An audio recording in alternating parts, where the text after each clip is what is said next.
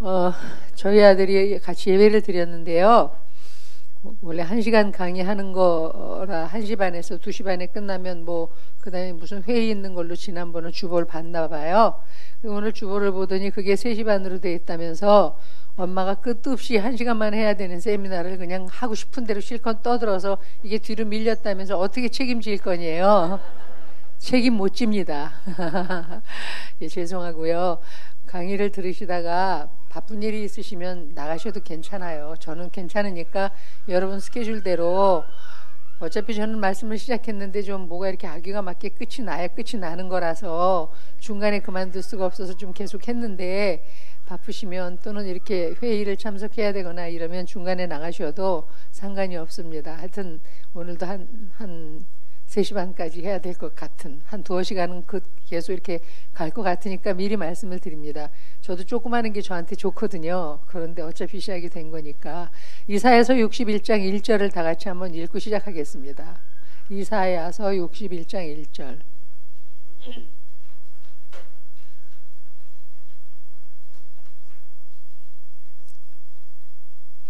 찾으셨으면 한 목소리로 같이 읽어보도록 하겠습니다. 이사야 61장 1절 시작. 네, 계속 읽으세요.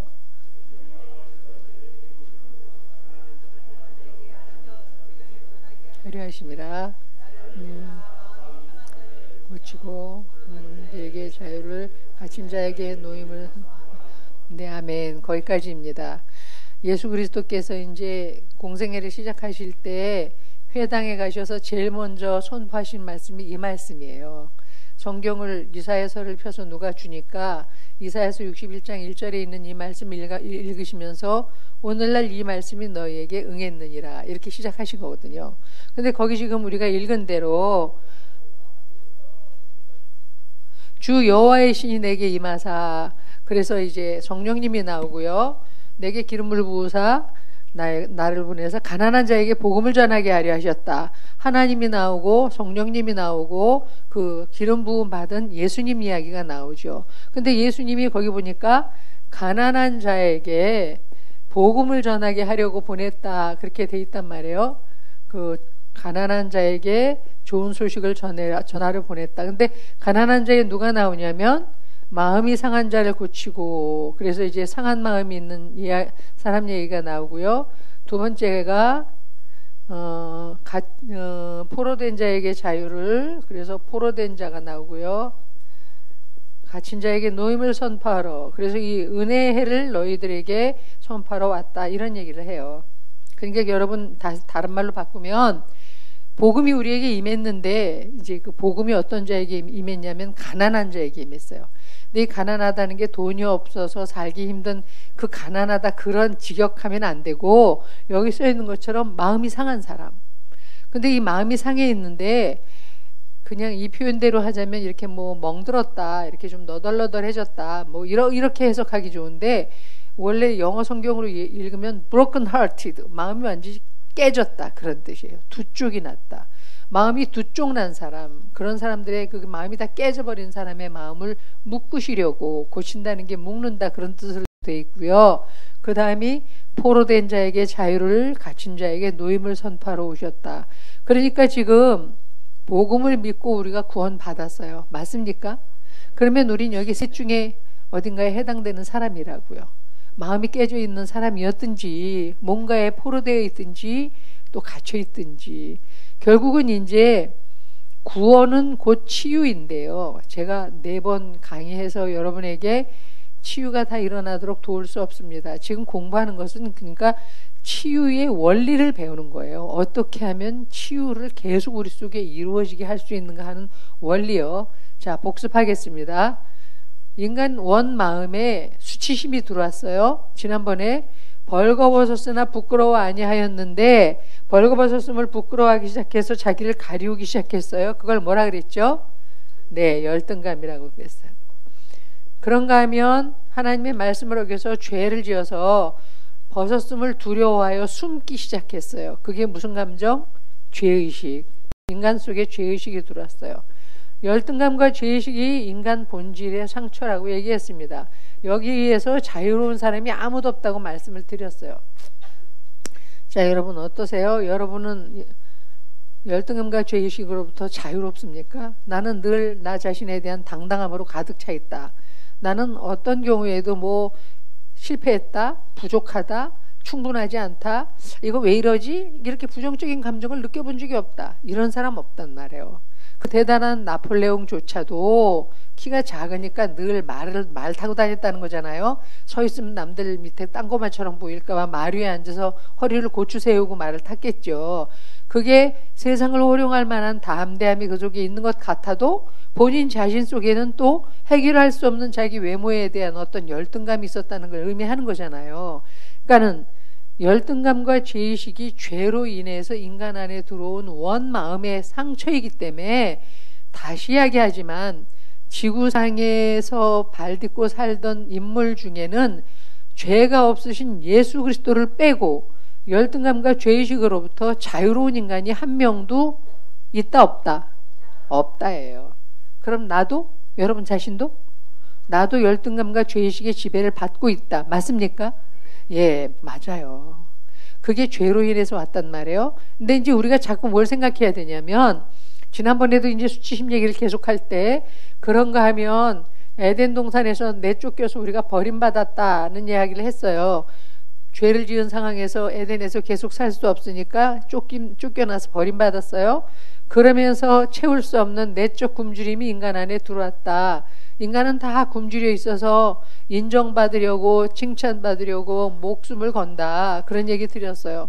그리고 이제 굶주림을 채우기 위해서 하나님께 나왔는데 그것조차도 받아들여지지 않으니까 분노가 일어났고, 그러면서 궁극적으로 이런 모든 내적 수치심이 두려움이라고 하는 증상을 인간 속에 만들어줬다. 이제 이게 우리의 상태란 말이에요.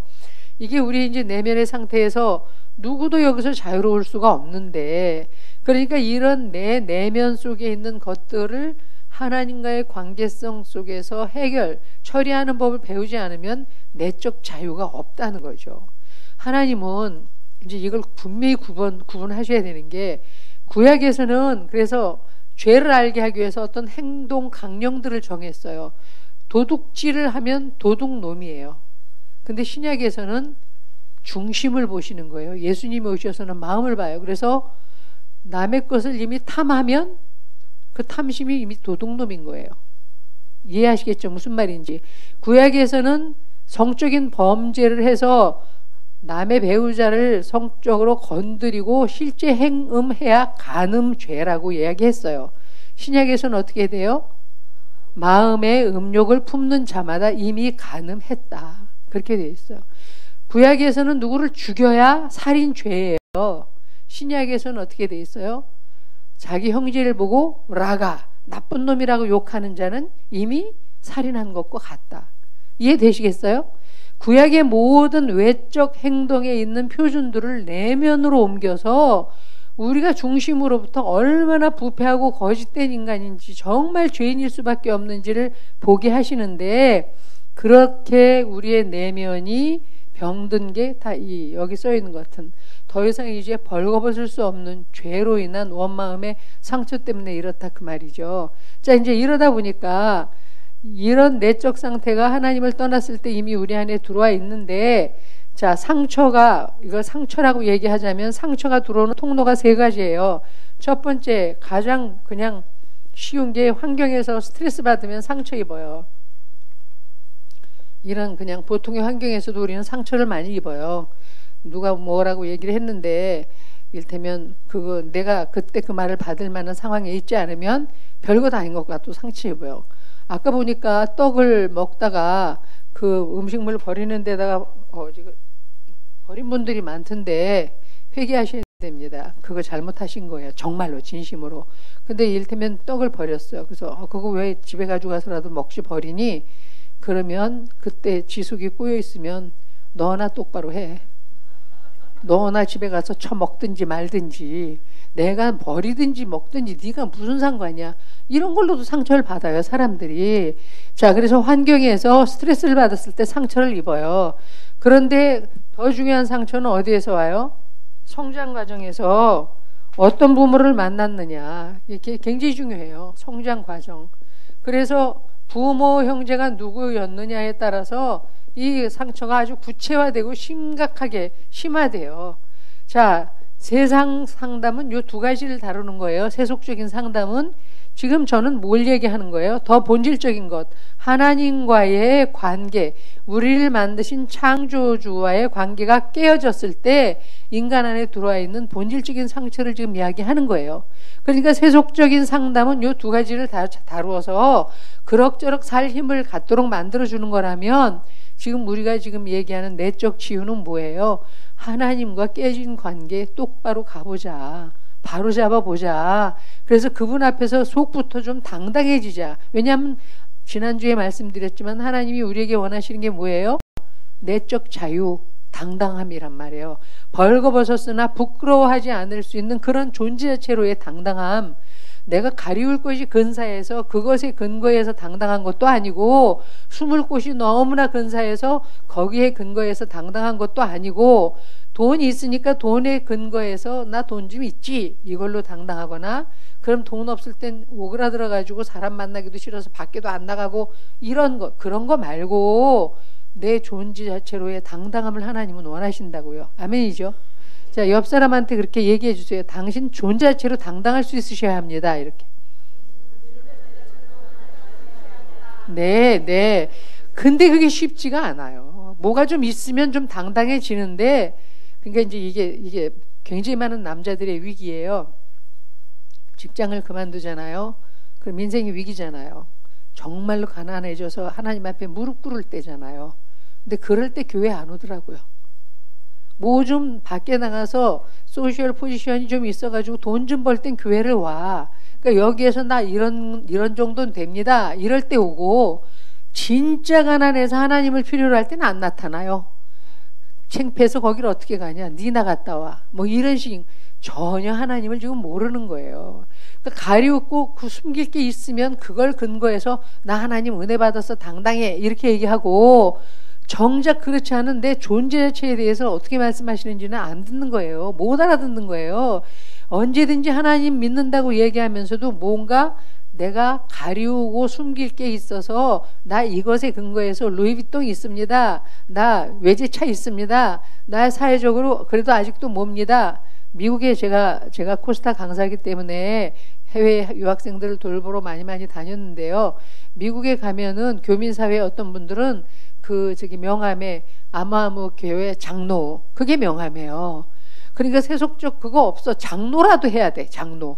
나 무슨 교회 장로입니다. 이렇게라도 얘기해야 나라고 하는 존재가 존재처럼 느껴져. 무슨 얘기인지 이해되시죠? 하나님은 장로라고 구분을 받으시지 않으세요.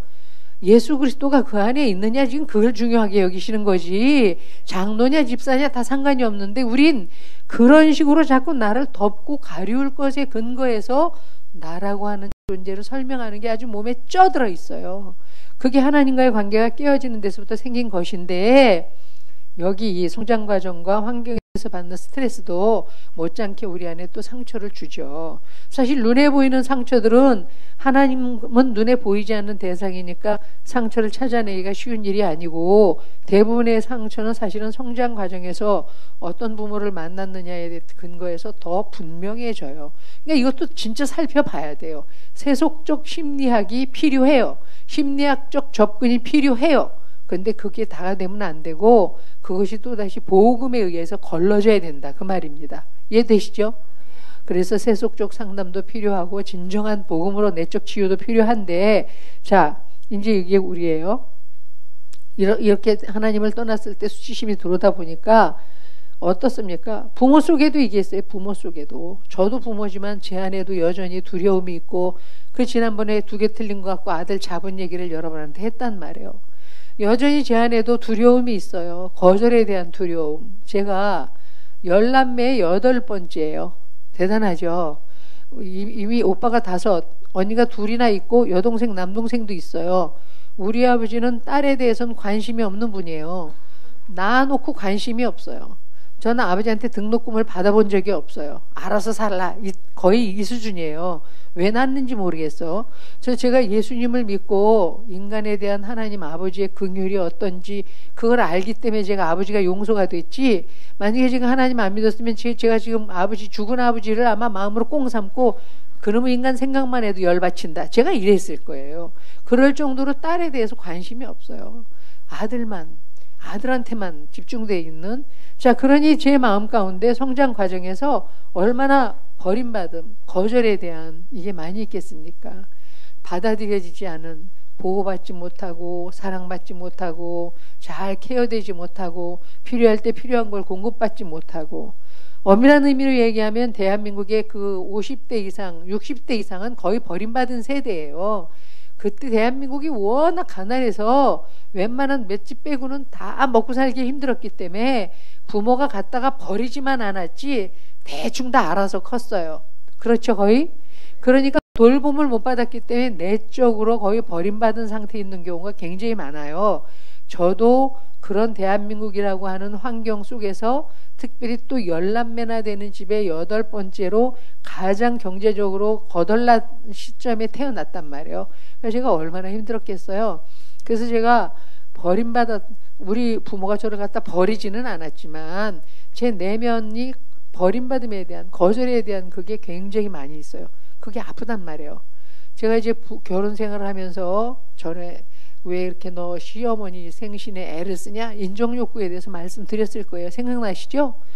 다냐? 그래서 생각해보니까 다가 아니었더라고. 얼마나 인간에게 인정받기를 원하는지. 그래서 내가 인정받는 내 기대 이상의 것들을 힘을 들여서 해놓고 상대가 거기에 걸맞게 적절한 칭찬과 인정을 안 돌려주면 상대를 욕하고 폄하하고 정말 상대 못할 족속이라고 생각하고 그런 것들 다시 그렇게 해주나 보라 이렇게 하고, 입으로는 주님이 인정해 주시면 되지 말로는 그렇게 하면서 실제로 내 내면 속에서 너무나 많은 인간에 대한 인정을 필요로 하고 있어서 예수님을 주님이라고 불렀지만 인정 욕구가 주인 노릇하고 있었다는 걸 말씀드렸단 말이에요. 근데 마찬가지예요. 이 버림받은 마음에 대해서도 이를테면 부부싸움을 하면 뭐 싸운다? 제가 외향적이고 저희 남편은 내향적이에요. 그러니까 저는 다 바깥으로 뭔가를 얘기를 하고 해야지만 에너지가 생기고 우리 남편은 혼자 있어야 에너지가 생기는 사람이거든요. 근데 다툼은요, 우리는 남편이 베개 들고 딴방 가요. 얼마나 웃겨요. 겉보기에도 쪼잔해도 정도 것이지. 하여튼 딴방 가요. 근데 그러면 저는 쫓아가요. 여보 풀어, 그만해. 그럼 우리 남편은 딱 돌아 넣어갖고 팔짱을 딱 끼고서 그러고는 안 돌이켜요. 왜 그러는데? 미안해, 잘못했어, 풀어. 어떻게 해서든지 풀어서 저는 이제 이쪽 방 데려와서 같이 누워야 잠이 오거든요. 예, 그러면서 이렇게 계속 속으로 쪼잔한 인간 같으니라고 이러고 욕하는 거죠. 이제 나 같은 여자 만나니 평화롭게 사는 줄 알아라. 곧따이로 굴어가지고 남자가 말이야, 뭐 이제 이런 거죠. 그것도 어느 날 주님이 저한테 물으셨어요. 너 왜 잘못하지도 않았는데 매번 먼저 가서 비냐? 왜 네가 잘못하지 않았는데 넌 맨날 먼저 가서 용서를 청하냐? 그때도 제가 또 똑같은 얘기를 했어요. 주님, 예배 드릴 때 원망 들을 만한 일이 있으면 먼저 사과하라 그러셨잖아요. 그래요, 잘했다. 그래서 그렇게 하는 거구나. 그게 다냐? 여러분 잘 생각하셔야 돼요. 믿는 우리가 어떤 행위를 할 때 성령의 감동 때문에 하는 일도 있지만 이 심리적인 해결되지 않은 과제 때문에 그렇게 하는 일들이 굉장히 많아요. 이 해결되지 못한 심리적인 과제가 그렇게 할 때 예수님이 아닌 이 수치심, 상처가 주인 노릇한단 말이에요. 그럴 때 우리 속에는 하나님의 영광이나 이런 건 다 사라지고 세상 사람하고 조금도 다를 것 없는 그런 것이 우리 인격에서 이제 막 쏟아져 나오는 거죠. 자, 주님이 물으셨어요. 너 왜 잘못도 없이 맨날 비냐? 제가 하나님 말씀드린 대로 먼저 원망 들을 만한 일이 있거든 사과하라 그러고 또 주님이 먼저 용서하라 그러셨잖아요. 그래, 잘했다. 그게 다냐? 왜 그러는 것 같아요, 여러분? 제가 불안한 거예요. 분리되어 있는 게 제가 불안한 거예요. 누군가와 이렇게 말을 하지 않는 상황, 전 이런 걸 못 견디겠어요. 누가 침묵하고 있으면 못 견디겠어요. 그래서 우리 남편이 제일 잘 써먹는 게 침묵이에요. 말 안 하면 돼. 그러니까 여러분 정말 성령께서 침묵하라 그럴 땐 침묵해야 되지만 그렇지 않고 말 안 하는 거 그거 아주 못돼 처먹은 버릇이에요. 말하지 않고 침묵함으로 상대방을 불안하게 만들어서 한마디 말하지 않은 채 너를 굴복시키겠다. 이게 침묵의 의도거든요. 가장 웅변적인 그 말하지 않으면서 파워풀한 그 웅변적인 게 바로 침묵이거든요. 사단의 도구일 수 있습니다. 조심하셔야 돼요. 말하지 않으면서 상대방을 벌 주는 거, 말하지 않으면서 어디 너 좀 맛 좀 봐라 이렇게 하는 거죠. 그러면 상대방이 이렇게 저처럼 버림받은 내면 상태에서 누군가 받아들여지지 않고 거절당하는 것 같고 소통이 안 되면 불안해지기 시작하면서 너무 견딜 수가 없고 그럼 어떻게 자존심이 상해도 가서 비는 거예요. 먼저 아이 그냥 푸세요. 미안해요. 잘못했어. 그래 내가 안 그럴게. 조심할게. 비굴하잖아요. 그죠? 하나님의 백성이 비굴해지면 안 되거든요. 잘못을 빌 때도 당당하게 진짜 잘못한 걸 잘못했다고 얘기해야 되는 거지 비굴해져 가지고 상대한테 무릎 꿇고 봐줘 응? 봐줘 응? 이거 아니거든요. 근데 저는 그러고 있더라고요. 왜 그럴까? 말씀드렸잖아요. 버림받는 게 싫은 거예요. 누군가로부터 거절당하는 걸 견딜 수가 없어요. 그래서 나는 자존심이 상해도 좋으니 자존심 상하고 빨리 화합하자. 분리되어 있는 것보다 차라리 자존심 상하는 게 낫다. 그래서 저는 비는 거예요. 반대로 어떤 사람은 자존심 상하느니 침묵하고 떨어져 있는 게 낫다. 이래서 또 끝까지 말 안 하고 버티는 인간도 있어요. 둘 중에 이쪽이냐 저쪽이냐 둘 중에 하나예요. 이 버림받는 상처가 얼마나 우리 마음에 큰 상처인지 무관심한 부모, 예를 들면 무서운 부모, 성장 과정에서 부부가 맨날 싸워가지고 일테면 아이들이 안정감을 느낄 수 없었던 그런 가정에서 노출돼서 큰 아이들 다 이 버림받은 내적 상처를 가지고 있어요.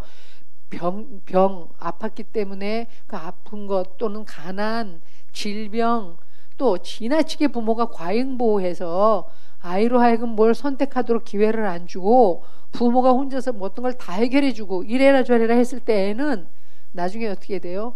나를 얼마나 안 믿으면 다 지가 결정해서 나한테 말할까? 이래서 이것도 과잉보호도 부모 딴에는 고생 없이 올바른 길로 시행착오 없이 잘 가게 해주려고 하는 일인데도 불구하고 아이 입장에서는 버림받은 내적 상처를 갖게 되는 경우도 굉장히 많이 있어요. 자, 이러다 보니까 제 내면 안에 버림받은 상처가 있단 말이에요. 두 가지 유형이에요. 버림받은 상처가 안에 있는 사람들은 어떤 사람은 굉장히 독립적으로 굴어요. 우리 상담사 중에는요, 혼자 여행을 그렇게 잘 가는 사람이 있어요. 그렇게 혼자 여행을 잘 가요. 뭐 터키도 가고, 걔는 소원이, 그 선생님은 소원이 저 시간만 나면 바닷가 옆에 빈방 얻어서 혼자 가서 일주일이고 열흘이고 있으면서 책 읽고 놀다 오는 거야. 저는 그렇게 말하는 그 친구를 뭐라고 말하는 줄 아세요? 주접도 가지가지로 떤다 이러거든요. 여행이 같이 가야 재밌지 혼자 그건 뭔 청승이냐. 아니요, 그 친구는 혼자 가야 좋아요.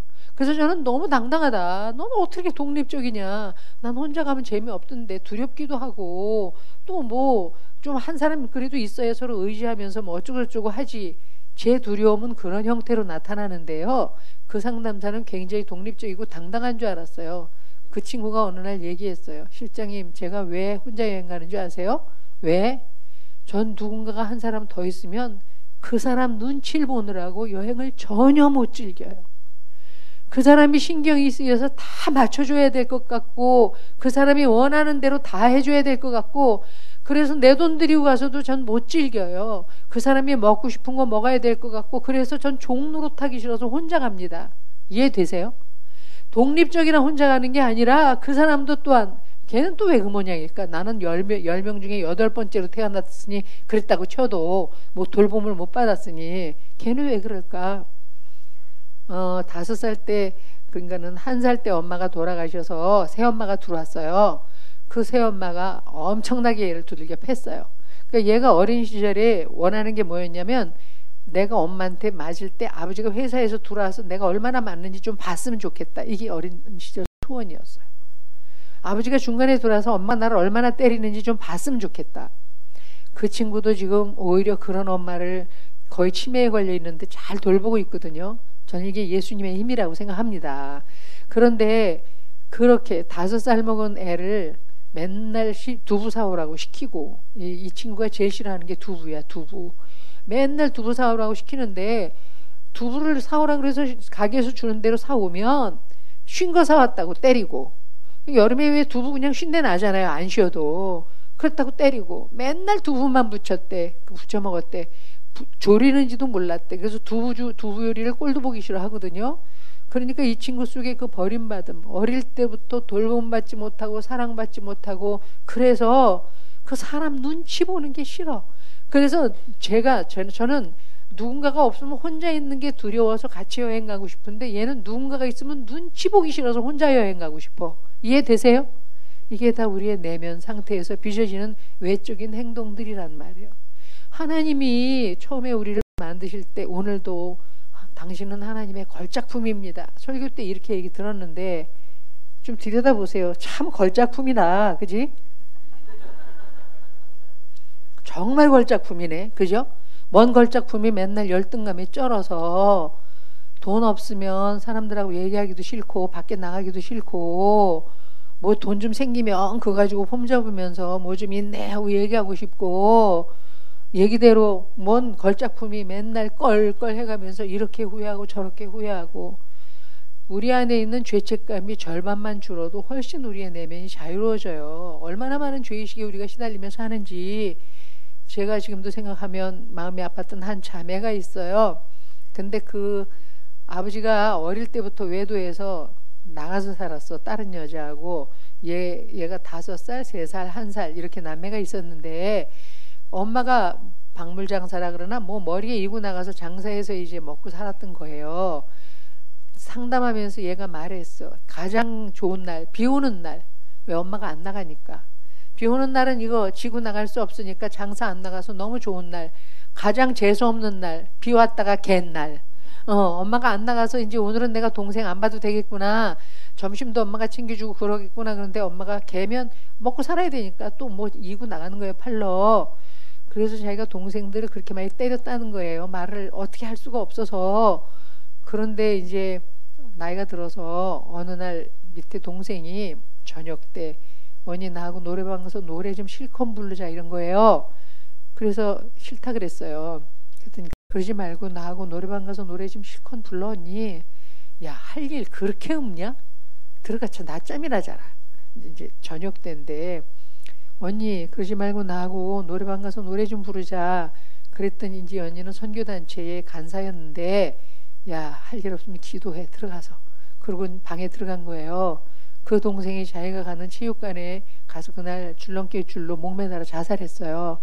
남자한테 버림받은 날인 거예요. 자기가 사귀던 남자한테. 그래서 너무 마음이 아파서 언니 보고 그렇게 거길 가자 그랬는데 그 얘기는 안 하고 계속 노래방 가자 그러니까, 평소에도 이 언니 입장에서는 얘는 하는 짓마다 신령한 건 없고 어려서 다 육신의 짓만 골라가면서 한다고 생각 들어서, 야, 잠이나 자, 기도나 해 이렇게 했는데 그 동생이 죽었잖아요.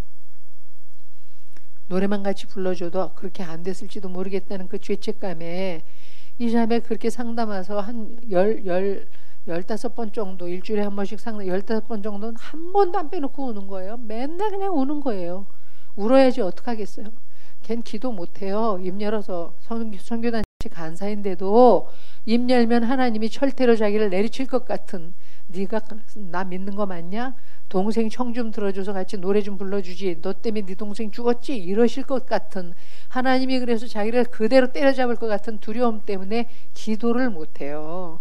근데 그 아이가 굉장히 많은 죄책감, 그날 노래 같이 부르러 안 가준 것도 죄책감이었지만 더 심한 죄책감, 내가 왜 이렇게 동생을 때렸지? 그리고 맨날 어떻게 감당이 안 되니까 5살에 3살, 1살 먹은 애를 맡겨놓고 엄마가 나가니까 텔레비전 보라 그러고, 텔레비전 안 본다 그러면 때리고, 그래서 자기가 동생들을 너무 많이 때렸다는 거예요. 그것 때문에 이제 다시 복구할 수 있는 시간이 없는 것 때문에 그렇게 많이 우는 거예요. 그게 걔 탓이냐고. 어떻게 생각하세요? 5살 먹은 애가 3살, 1살을 어떻게 돌봐요? 어떻게 돌봐요?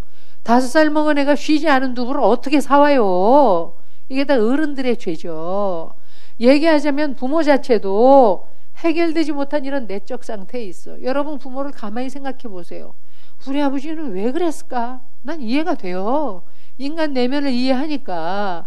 우리 아버지 속에 얼마나 많은 두려움이 있을까? 이 열놈을 다 먹여 살릴 생각을 하면 기가 막히잖아요. 거덜나서 망했는데 이 열을 다 먹여 살려야 되잖아. 얼마나 힘들었을까? 우리 아버지가. 제가 입장을 바꿔서 생각하면 아마 불안과 두려움 투성이었을 거다. 그러니까 맨날 엄마한테 화내. 맨날 엄마한테 화내. 막말로 얘기해서 너 때문에 내 인생이 이 모양이다라는 식으로 자기 인생이 뒤틀린 걸 몽땅 엄마한테 전가해가지고 엄마 때문에 그렇다라고 맨날 거기다 대고 화내고, 우리 엄마는 얌전하기가 이를 데 없는, 전 평생 살면서 엄마가 소리내서 웃는 걸 들은 적이 없어요. 우리 엄마 방귀 뀌는 소리도 들어본 적이 없어요. 워낙 얌전하고 정숙한 분이기 때문에. 그리고 열남매 손 바느질로 해서 다 만들어 입고 손솜씨 끝내주고 여자 중에 여자였는데, 그런 우리 엄마를 우리 아버지 맨날 화내, 짜증내고 뭐 어쩌고 저쩌고 저쩌고 들머없고 화내고. 그럼 어떻게 되겠어요? 그 사이에서 보호받지 못하고 크니까 제가 엄청나게 버림받은 내적 상처를 가지게 될 수밖에 없죠. 그래서 그게 결혼관계까지 연결이 되는 거예요. 그래서 잘못하지 않아도 가서 비는 거예요. 여보 풀어. 응? 잘못했어. 미안해. 누가 말 안 하고 가만히 있으면, 아 그래 넌 말 안 할 권리가 있다, 좀 이럴 수 있잖아요. 아 떠들고 싶을 때 떠들어, 이럴 수 있잖아요. 안 되는 거예요. 그게 너무 마음이 힘들고 자존심 상하게 빌어도 좋으니 빨리 이게 풀렸으면 좋겠다. 자, 당당한가요? 아닌가요? 아니죠. 우리 속의 상처들이 우리를 이렇게 반응하게 만든다는 거예요. 하나님께로 말미암아 우리에게 이런 상처들이 잔뜩 와 있어서 수치심투성이인데, 이게 환경에서 더 우리를 스트레스 받게 해서 IMF 때 얼마나 많은 사람들이 무너져서 열등감으로 전락했습니까? 내가 왜 이렇게뿐이 못했을까 하고 스스로에 대한 죄책감, 그건 그 사람 탓도 아닌데도 불구하고 죄의식, 죄책감에 시달리며 살았죠. 세상이 나를 버렸다 그러고 굉장히 많이 자살했어요. 수능 시험 보고 죽는 애들이 다 그런 거잖아요. 이 형편없는 인간, 앞으로 이 세상 어떻게 살고 이따위로 시험 성적 받아가지고 그래서 열등감이 또 일어나고 실패했다는 느낌, 그러면서 세상으로부터 버림받았다는 생각, 그러면 이제 자기에 대해서 분노해가지고 목숨을 끊는 거잖아요. 이게 다 서로 우리 안에 뒤섞여 있단 말이죠. 성장 과정에서 어떤 부모를 만나느냐에 따라서 조금 엷어지기도 하고 편안해지기도 하는데 더 진해지기도 하고 왜곡되기도 한단 말이죠. 그러니까 이거는 어떤 부모를 만났느냐에 따라서 좀 달라지긴 하지만, 다시 하나님과의 관계가 깨어진 원마음의 수치이기 때문에 우리 모두가 가질 수밖에 없는 상처다 이거예요. 근데 이제 이게 또 여기에 연결돼 있어요. 아까 예수님이 가난한 자에게 복음을 전하러 오셨다고, 여러분 시작부터 끝까지 분명하게 결론적인 말씀을 드리자면 치유는 예수밖에 할 자가 없어요. 예수님이 유일한 치유예요. 죄인인 것을 고백하면 구원을 받고 환자인 것을 고백하면 치유를 받아요. 이해되시죠? 무슨 말인지. 그러니까 여러분이 치유받으려면 끊임없이 가리우고 숨고 있는 것을 드러내서 내가 뭘 가지고 있는지를 자꾸 하나님 앞에 가지고 나가야 된다니까. 그래서 존재 자체로 나에 대해서 말씀하시는 그 하나님을 만날 때 이게 해결이 되는 거지. 우리는요 어떤 식이냐면 자꾸 그러니까 문제가 생기면 그 문제에 걸려있는 나 자신 속의 중심에 인격 안에 뭐가 들어있는지 그걸 해결하려고 그러지 않고 자꾸 그 문제만을 해결해 주기를 원해요. 문제가 해결돼서 나가 빨리 가려워지기만을 원해요. 신앙 초기에는 이런 기도를 주님이 잘 들어주세요. 그러다가 시간이 점점 지나면서 하나님은 점점 그런 기도를 듣지 않으십니다. 근데 우리는 그것뿐이 아는 게 없으니까 내면이 이 모양인지라 기도도 그런 식으로 해서 맨날 뗐어요. 밥 굶어가면서 이렇게 해 주옵시고 저렇게 해 주옵시고. 여러분 금식했을 때 하나님이 밥까지 굶으면서 기도하니까 얼마나 열심히 기도하나. 그래 금식해서 네 기도 들어줄게 이럴 때도 있으시지만, 잘 들으세요. 제발 그만 떼쓰고 밥 좀 먹어라 이럴 때도 있으세요. 자, 옆 사람한테 좀 얘기해 주세요. 금식할 때 잘 생각하고 하세요. 그렇게 좀 얘기 좀 해.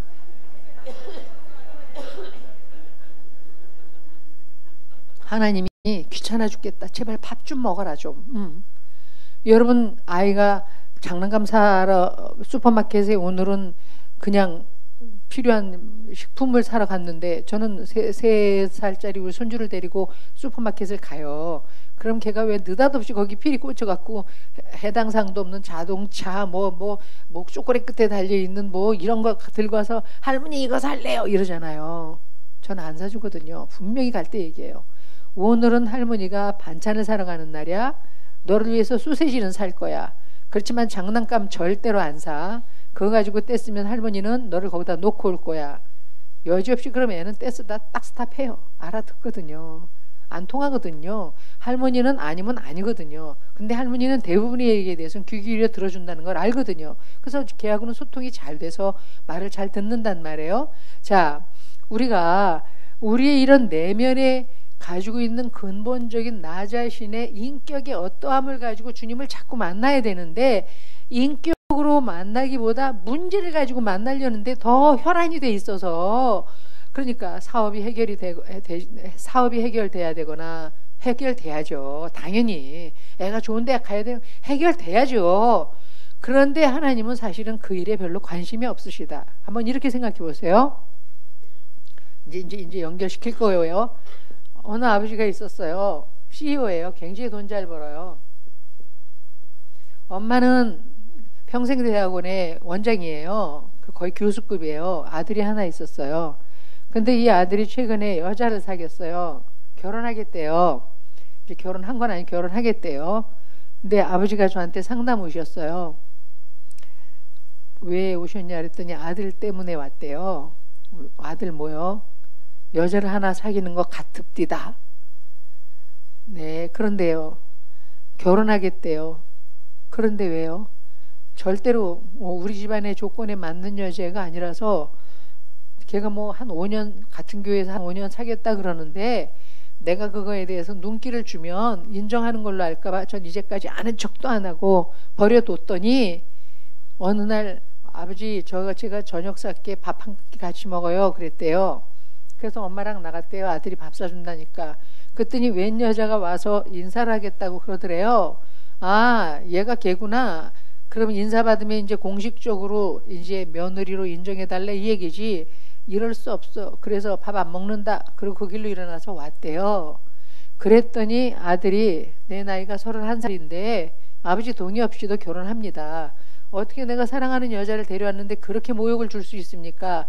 좋습니다. 당신 허락 없이 우리 결혼합니다. 둘이 나를 잡았다는 거예요. 어떻게 하면 좋겠냐고 이 아버지가 상담 왔어요. 어떡할까요? 맨 앞에 앉은 아버지라면 어떡하겠어요? 일단 네.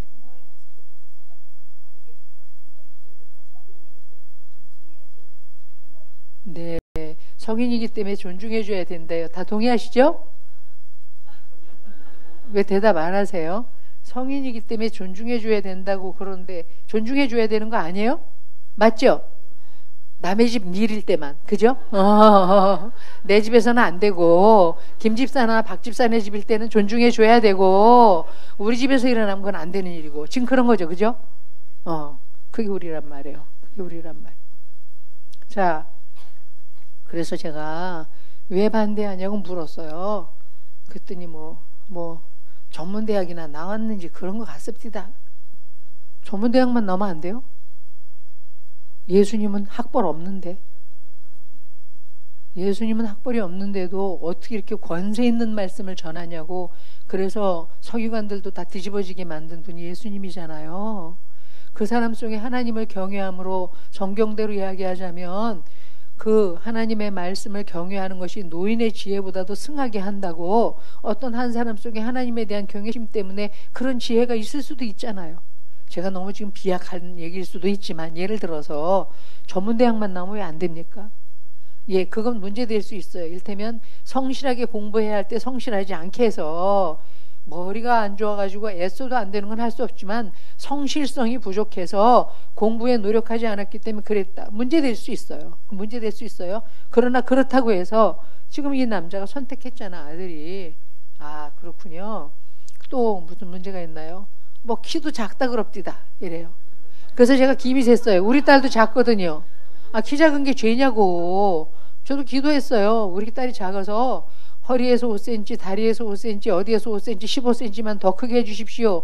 그런데 그런 기도 안 들어주시더라고요, 하나님이. 우리 딸이 작아요. 근데 시집 잘 갔거든요. 그 키가 작다고 한탄하면 우리 사이가 당신 키는 나한테 딱 맞아 이런단 말이에요. 그럼 됐지. 아멘 안 하세요? 크냐 작으냐가 중요한 게 아니잖아요. 지금 키 큰 것 때문에 외모와 신장을 보지 말아라. 그리고 버림받은 게 다윗의 형들 아닙니까? 중심은 안 돼 있는데 허우대만 멀끔해가지고 보니까 전쟁에 나가서 1등 공신처럼 생겼는데 아무짝에도 쓸모없는 이 인간들이 다 다윗의 형들이었단 말이에요. 근데 우리는 자꾸만 그런 거에 자 허우대 외모와 신장을 보면서 그것에 팔리는 게 그게 우리의 열등감이에요. 얘기하자면 그걸로라도 남들 보기에라도 번듯해야지 이거 있잖아요 우리 속에. 자 그래서 네 그렇군요. 또요? 그랬더니 모르겠대. 같은 교회 뭐 권사래 권사 딸이래 얘가. 근데 아버지는 돌아가셨고 엄마 뭐 내 딸 맞는데 그 집에 뭐 맏딸이래 얼핏 듣기에. 그러니 이놈이 가서 이 집에 가서 아들 노릇하기 딱 좋은 어디서 골라도 그런 걸 골라왔냐 지금 이렇게 얘기하는 거거든요. 그 집 가서 아들 노릇 좀 하면 안 돼요? 제가 이상해요 지금? 제가 지금 말하는 강사가 삐딱한가요? 우리가 크리스찬이라면서요. 예수님이 이런 날 위해 죽으셨다면서요. 여러분 그거 믿어갖고 구원받았다면서요. 이재철 목사님 설교를 들으니까 그 신학생들을 모아놓고 하는 설교에서 그런 얘기를 하시더라고요. 나는 워낙 많은 죄를 탕감받았기 때문에 누구에 대해서 따따붙다 할 자격이 없는 사람입니다. 나는 20대에 이미 사장됐고 벤츠 몰았고 여자들하고 놀았고 마리화나 피웠고 어쩌고저쩌고 했고 나는 술에 꼬라 살았고 그런 내가 예수 믿고 용서되었는데 술 먹는다고 정죄하겠으며 마리화나를 피웠던 나인데 마약한다고 정죄하겠으며 누가 바람핀다고 내가 누구를 정죄하겠습니까? 내가 탕감받은 죄가 이렇게 많은 죄인인데 감히 내가 누구를 향해서 그 사람은 아니라고 얘기할 자격이 있습니까? 아멘 해주세요. 쥐꼬라지를 알면 그게 아멘이 되게 돼 있어요. 여러분 우리가 자꾸 성질내는 게 자기를 모르기 때문이에요. 그래 맞아 내가 그런 건 인정하는데 그래도 야 박집사 걔보다는 아니다. 야 내가 좀 낫지. 이게 있단 말이에요 우리 속에. 겉으로는 나을 수 있어요. 나이스하고 친절하고 관리도 잘하고 많이 베풀고 동기를 보신다니까 중심에. 왜 그렇게 하냐 이 말이에요. 왜 그렇게 정말로 인정받고 싶어서 주님께 드려야 될 어떤 감사와 영광을 다 가로채고 내 것으로 가로채면서 나 그런 사람입니다. 그러기 위해서 그럴 수도 있잖아요 우리 속에. 자 그래서 제가 이 아버지한테 그랬어요. 저는 아버지가 잘못됐다고 생각합니다. 솔직히 말씀드리면. 근데 이거 이해해요. 저도 우리 아이들이 우리 집안에 걸맞게 그렇게 또는 더 낫게 결혼했으면 좋겠습니다. 그 부모 심정 100% 제가 공감합니다. 그런데 5년이나 사귀었다면서요. 그러면 그 아이를 불러서 초장에 왜 사귀는지 어떤 마음으로 사귀는지 불러서 소통해야 되는 게 아버지의 할 일 아닙니까? 5년씩이나 내버려두고 아는 척하면 그걸로 인정받은 줄로 알고 지멋대로 굴까봐 얼마나 그게 아버지 자기중심적인 생각이에요? 여러분 그게 우월감이에요. 이해되세요? 아들에 대한 존중이 아니란 말이에요. 이게 다 우리 내면 안에 있는 것들이 다 반영되는 것들이죠. 일테면 적어도 이 정도의 수준은 우리는 있어야 된다. 수준으로 얘기하면 구원받을 수 있는 수준이 우리 중에 누가 있습니까? 어디 나는 구원받을 만한 수준 됩니다. 그럼 손 들어주세요. 없잖아요. 은혜 아니고서는 우리는 구원받을 수 없잖아요. 예수님의 죽으심이 아니면 우린 도무지 어떻게 할 수 없는 존재들이잖아요. 진짜 그걸 절감한다면 내가 얼마나 형편없는 인간인지. 만물보다 심히 거짓되고 부패한 것이 인간의 마음이란 누가 능히 이를 알리오마는 우리가 만물보다 심히 거짓되고 부패하다니까요. 그래서 제가 이 아버지 보고 아들을 좀 불러서 미리미리 좀 얘기를 하셨어야 되죠. 그게 사랑이죠. 그게 존중이죠. 어떤 생각이냐. 그럼 초장에 다시 재고해봐라. 이런 건 이렇고 저런 건 저러니 내가 조금은 더 가족을 생각해서라도 조금 더 기회를 두고 여러 사람을 만나보는 건 어떻겠냐. 이렇게 얘기하셨어야죠. 그걸 방임하다시피 해놓고 이제 그렇게 안 보는 것은 얼마나 상대방을 우습게 하는 겁니까? 그래서 이제 이렇게 지들끼리 이쪽 아버지는 없고 이렇게 지들끼리 결혼을 지금 이제 추진하고 있대요. 이교회 목사님은 얼마나 곤란하겠어요? 이분들은 중요한 교회 중직자인데 교회 중요한 중직자 아들이 아비 없는 덜 중직자 딸하고 결혼을 하겠대. 이거 누구 편을 들어야 돼 이거. 얘네들은 목사님 와서 줄에 서줘야 하니 그래서 두 분 다 지금 교회를 안 나간대.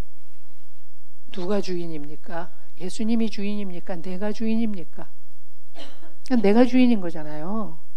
그러니까 치유든 구원이든 중요한 건 주인이 누구냐의 문제인 거예요. 계속 얘기하면 누가 주인이냐. 성깔 부리면서 지금 내가 주인 노릇해가면서 내 자존심, 내 프라이드, 내 욕구, 내 굶주림 여기에 머물러 있는 것이냐, 아니면 정말 나의 구원 주신 십자가 앞에 지난주에도 말씀드린 것처럼 벌거벗은 채 앉아서 그렇습니다 주님, 저는 제 욕심을 어찌할 수 없는 그런 인간입니다, 이렇게 정말 주님 앞에 벌거벗고 나갈 것이냐, 이거의 차이일 뿐인 거죠. 자, 그래서 이분식대로 얘기하면 어떻게 하겠어요? 금식 기도하는 거죠. 밥 굶으면서 우리 아들을 정신 차리게 하여 주시옵고 그 여자를 어찌하든지 끊게 하여 주셔서 하나님께 영광 돌리게 하여 주시옵고. 자, 이 기도에 아멘 가능한 사람 손 들어주세요. 이건 아멘 할 일이 아니잖아요. 내 아들을 구제하기 위해서 한 여자를 버리라는 얘기하고 똑같은 얘기잖아요. 얘가 버림받아야 되는 이유가 인격에 현저한 뭐가 있어서 도저히 결혼으로 안 되겠다 모르지만 전문대학 나왔습니다, 키 작습니다, 과부의 딸입니다. 그럼 도대체 고아와 과부를 불쌍히 여기는 게 경건이라고 말씀하신 예수님의 말씀은 어디로 가는 거냐고요. 제가 지금 세상 사람 얘기하는 거 아니잖아요. 이건희네 얘기하는 거 아니잖아요. 믿는 우리 얘기하는 거잖아요. 우리 안에 이 형편없이 썩어 빠진 부패와 수치 덩어리인 내 속에까지 들어와서 나는 너를 사랑한다고 말씀하시는 그 주님을 믿는 믿음으로 지금 얘기하는 거잖아요. 자, 그런데 그래서 결혼할 거냐 말 거냐는 내버려 두시고요. 그 아들하고 그냥 밥 좀 한번 먹으세요. 편히 아버지가 밥 좀 사세요. 모르긴 해도 이 아들은 이런 여자애를 데려와서 부모의 기대에 맞지 않는 여자애를 데려와서 결혼한다 그럴 때는 아버지에 대한 엄청난 좌절이 있는 아이입니다. 굶주림이 있다 그 말이에요. 그 속에 사랑받지 못한, 인정받지 못한, 늘 아버지의 기준에 못 미치는. 그래서 내가 엄마한테 물어봤어. 그 아들 어떤 아들입니까? 예, 솔직히 말씀드리면 우리 부부 기대에 못 미쳤죠. 말씀드렸잖아요. CEO의 대학 교수급이라고. 근데 얘는 대학도 그럭저럭 나왔고 그 그럭저럭 나온 대학도 부러워하는 사람이 얼마나 많은데, 그런데 이 부모 눈에는 다 시원찮은 거죠. 그러니까 늘 이 아들은 부모의 기준에 못 미쳐. 그럼 어떻게 됩니까? 못났나, 당당하지 못하게 늘 실패한 나, 그 사랑받지 못해서 늘 굶주려 있는 나, 부모로부터 받아들여지지 아니고 거절받은 나, 또 거절받을까 두렵고 불안한 나, 그러면서 거기에 대해서 이렇게 나를 느끼게 하는 부모에 대한 분노가 왜 없겠습니까? 그럼 방향이 이렇게 되는 거예요. 어느 날 이런 식의 상담을 제가 많이 받는데, 저는 남서윤회교회 다녀요. 남서윤회교회 꽤 괜찮은 데 있잖아요. 개포동 그 삼성병원 옆에 그 내노라 하는 동네 살잖아요. 남서윤회교회 박사가 얼마나 많은지 몰라요. 진짜 다 수준급이에요. 근데 그분들도 다 이렇게 수준 맞는 자녀하고 결혼시키려고 그러면서 35 먹은 딸도 패스시키고 그러다가 40대다 이제 결혼 못해. 내가 분명하게 예언하는데 없어. 그들이 찾는 그 신랑이 없다고. 교회 안에 없어요. 하나님이 전능자인데 못 데리고 와. 없으니까. 여러분 분명히 아셔야 돼요. 진짜 주의 음성을 열린 마음으로, 주님이 주인이시니까 주님이 뭘 말씀하시는지를 듣는 게 복인데 우린 자꾸 눈에 보이는 어떤 게 복인 걸로 아주 쩔어 있어서 아까도 얘기한 것처럼 이 아버지가 그렇게 금식기도 하면 치유가 되겠냐고. 아버지가 그럼 이 여자 떨궈 보내고 좋은 여자 보내서 수준 높은 여자 보내가지고 그 내가 물었어요. 그래서 이제 그렇게 밥이라도 좀 드시라고. 이 아들이 아버지한테 좌절이 많을 거라고. 그랬더니 그렇게 하겠대요. 그래서 이제 아들을 불러서 밥을 먹으면서 얘기를 좀 들어줬나 봐요. 그 너 클 때 애비가 너 많이 인정해주지 못한 거 미안하다. 그렇게 얘기했대요. 그런 정도 얘기하는 것만으로도 얘가 마음이 풀려서 얘가 상담을 왔더라고요. 선생님, 제가 정말로 이 결혼을 날짜도 사실은 잡아놨는데 부모님을 어기면서까지 하고 싶진 않습니다. 그러나 이 여인을 버릴 수 없습니다. 왜? 지난 5년간 제가 이런 저 자신에 시달릴 때마다 괜찮아 잘할 수 있어 라고 힘준 사람이 이 여자래요. 그럼 됐지. 그럼 된 거 아니에요? 아니 그럼 됐지. 서울대학 나와서 맨날 기죽여야 되겠어? 병신 같은 놈 그것도 대학이라고 나왔냐? 이래야 되겠어요? 아니잖아요. 힘들 때마다 나를 붙잡아 줬대는데 그보다 더 좋은 부인이 어디 있어요. 그러나 부모를 순종하라 했으니 그 부모님 마음이 누그러지기까지 그렇게 막 역으로 나가는 건 잘못하는 거다. 그러지 않았으면 좋겠고 이 여자애가 왔으면 더 좋았을 뻔했는데 여자애는 안 왔는데 너는 이 집에서 너를 받아들이면 이게 왜 은혜입니까? 구원받은 은혜처럼 그 부모님을 은혜로 여기고 더 감사함으로 깎듯이 섬겨라. 뭐 결혼할 때 나한테 우리 시부모가 얼마나 상처 줬는지 알아? 이런 개소리 하지 말고 상처가 네 주인 노릇하게 하지 말고 아멘 좀 해주세요. 그래요. 이렇게 부족한 나를 받아주셔서 너무나 감사드려요. 이런 집안에 어머니 아버지나 되니까 저를 받아주셨죠. 그래서 제가 잘해보겠습니다. 주님 왜 은혜입니까? 이렇게 해라. 그렇게 얘기하고 싶었는데 하여튼 얘는 안 왔어요. 근데 이제 얘가 그렇게 얘기를 하면서 자기를 붙잡아 줬대요. 그래서 이 여자애를 사랑하고 좋아한대요. 어쨌든 이 결혼은 예정대로 이루어져서 얘네들은 결혼했어요. 그 다음 얘는 제가 못 들었는데 지금 이 얘기를 왜 하는 것입니까? 만약에 저는 지금 이렇게 얘기하면서 여러분한테 여러분에게 수준이 영 안 되는 며느리나 사위를 들이대도 주님 뜻인 줄 알고 예 하십시오라고 협박하려고 이 얘기를 하는 게 아니에요. 하나님이 이런 일들을 통해서 내가 어떤 존재인지를 보게 되기를 원한다는 얘기를 하려고 지금 이해를 든 거예요. 내가 누구예요? CEO예요. 돈이 있어요. 세상에서 좀 잘 나가는 사람이에요. 근데 그런 나는 누구예요? 어떤 수준 이상이 아니면 절대로 용납할 수 없는 아주 작은 마음을 가지고 있는 존재란 말이에요. 하나님 믿는다면서 장로라면서 장로 그러면 안 되잖아요. 섬기는 게 장로 아니에요? 믿음을 가지고 양떼들을 부득이한 마음으로 치지 말고 자원하는 심정으로 기쁘게 치라고 성경에 돼 있는데 그러면 제가 그랬어요. 장로님 죄송해요. 저 장로님 100% 공감해요. 저도 부모니까. 그런데 만약에 하나님이 이 아이를 장로님 댁 딸로 줘서 애비 없이 자란 그 딸 네가 아비처럼 좀 품어줘라. 그 아비가 어떻게 사랑하는 건지 이 딸이 시아버지를 통해서 좀 경험하게 해줘라. 그렇게 말씀하시는 거라면 어떻게 하시겠어요? 그렇게 말씀하실 수도 있나요? 잘 생각하고 아멘 하셔야 돼요. 여러분 집에 일어나거든요. 그런 일이. 애가 아멘대로 하면 돼요. 사실은 그럼 다 잘 되게 돼 있어요, 여러분. 우리가 자꾸만 그렇게 받아들여 놓고 처음에는 이제 이 얘기에 귀 기울여서 그게 은혜인가 보다 하고 받아들였다가 조금 있으면 내 본질로 돌아가요. 또 그래가지고 또다시 사람들한테 얘기할 때마다 창피한 며느리, 사람들이 있을 때 나오지 마라 뭐 이렇게 되는데 끊임없이 십자가 앞에 가서 저 며느리보다 나을 것이 없는, 아까 이재철 목사님이 나는 하도 탕감받은 죄가 많아서 뭐 내 죄 자체가 너무나 많으니까 뭐 이건 어디 가서 뭐 어쩌고저쩌고 할 뭐가 없습니다. 누구를 뭐 용납 못할 뭐가 없습니다. 깊은 자기에 대한 자각이나 인식이 있을수록 우리는 누구를 받아들이는 깊이가 더해지게 되어 있어요. 용서 못한다? 그거 얼마나 많은 죄를, 낱낱의 죄를, 형편없는 죄를 용서받았는지 아직 모르기 때문에 그렇게 반응하는 거예요.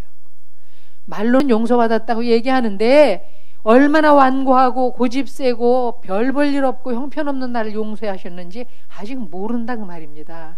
요만큼만 적용시켜서 용서받았다고 말은 하지만 내가 형편없는 죄인이고 환자라는 걸 아직 인정하지 않는 거예요. 그래서 용서가, 하나님이 하신 용서는 전생애를 거친 토털리한 완전한 용서인데, 나는 내가 인정한 만큼의 환자됨, 인정한 만큼의 죄인됨의 용서만을 누리고 사는 것입니다. 그래서 하나님이 그걸 더 깊이 들어가게 하시려고 내가 너에게 행한 용서가 바로 이런 거다. 더 내면 깊이 들어올수록 그만큼의 자유와 당당함이 우리 안에 회복이 되기 때문에 하나님은 이런 일들을 통해서 나를 보게 하시거든요.